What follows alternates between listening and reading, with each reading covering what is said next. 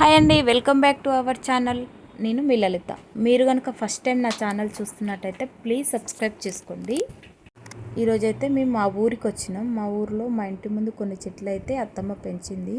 అత్తమ్మ పెంచిన చెట్లు అయితే మంచిగా ఉన్నాయి. ఇక్కడ వంకాయ చెట్లు, ఇంకో పచ్చిమిరపకాయలు, కొన్ని సత్యనారాయణ పువ్వుల చెట్లు, అవి కొన్ని చెట్లు అయితే ఉన్నాయి. ఇక్కడ మేమైతే వంకాయలు అయితే తెంపుతున్నాము. ఈ వంకాయలు తెంపి అన్ని ఒక్కొక్క వంకాయ ఒక్కొక్క సైజులో ఉన్నాయి, చిన్న ఉన్నాయి. రకరకాల వంకాయలు అయితే 2-3 రకాల చెట్లు అయితే ఉన్నాయి. వంకాయలు అయితే తెంపున ఇంకా ఆ కూర అనేది ఏ విధంగా చేద్దాం అనేది చూద్దాము. ఇది బ్యాచిలర్ వంటకం అని అయితే అనొచ్చు. చాలా టేస్టీగా ఉంటుంది. ఈ వంకాయ కూర ఏ విధంగా ప్రిపేర్ చేసుకోవాలో చూద్దాము. చాలా టేస్టీగా ఉంటుంది. ఒక్కసారి ఈ విధంగా ట్రై చేసుకోండి, మీకు చాలా టేస్టీగా ఉంటుంది. చాలా ఈజీ అండ్ టేస్టీ.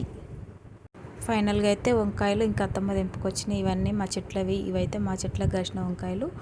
ఇవన్నీ శుభ్రంగా కడిగి కట్ చేసి పెట్టుకోవాలి. వంకాయలు కట్ చేసేటప్పుడు చిన్న టిప్ ఫాలో అవ్వాలి. మనం కట్ చేస్తున్నప్పుడు వంకాయ ముక్కలలో 1 టేబుల్ స్పూన్ సాల్ట్ వేసుకోవాలి. కొంచెం సాల్ట్ వేయడం వల్ల ముక్కలు అనేది నల్లబడకుండా ఉంటుంది. ఈ కూరకైతే పోపు లేకుండా డైరెక్ట్గా చేసుకోవచ్చు. ఏ విధంగానో చూద్దాం. ముందుగా ఒక కుక్కర్ తీసుకొని మనం శుభ్రంగా కడిగి పెట్టుకొని కట్ చేసి పెట్టినటువంటి వంకాయ ముక్కలు, ఇంకా కొంచెం కరివేపాకు, ఒక చిన్న ముక్క మామిడికాయ, ఒక 2 టమాటాలని కొంచెం సన్నగా కట్ చేసుకొని వేసేసుకోవాలి. ఇంకా మనకు రుచికి సరిపడినంత ఆయిల్. ఇవి వచ్చేసి 1/2 కేజీ ఉన్నాయి మా వంకాయలు.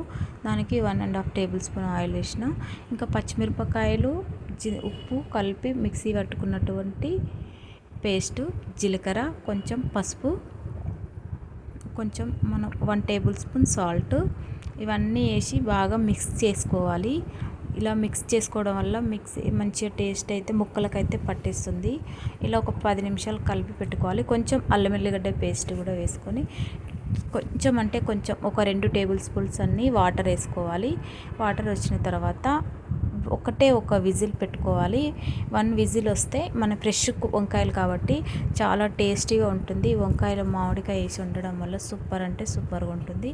ఈ వీడియో కనుక మీకు నచ్చినట్టయితే లైక్ చేయండి, షేర్ చేయండి, సబ్స్క్రైబ్ చేసుకోండి. ఈ కర్రీ చపాతీలోకి అయినా బాగుంటుంది, అన్నంలోకి అయినా బాగుంటుంది.